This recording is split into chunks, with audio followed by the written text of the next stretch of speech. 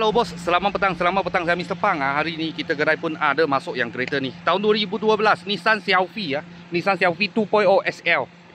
Harga jual 13,800 saja. Boleh nak baca masih okey. Ada sikit celah tepi sini. Okey, tepi pintu semua okey.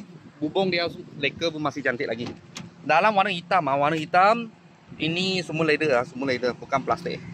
Semua leather. Dia leather cantik lah. Cuma sana kotor. Koyak aja, koyak saja, bukan kotor. Sana koyak. Mileage dia 83,000. Steering semua cantik. Tak payah bikin. Cuma sana ada koyak dia punya leather. Mileage kat sini. Aircon sejuk, engine gearbox tak ada masalah.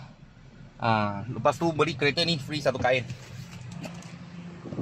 Lepas tu belakang serupa macam baru. Original punya leather, tapi pintu pun sama juga. Dia balut itu leather lah. Okey, belakang macam ni. Bumper sini ada sikit celah. Cermin tak ada crack lah. Tak ada crack. Aircon sejuk. Engine gearbox tak ada masalah. Sini pun ada sikit celah. Harga jual 13,800.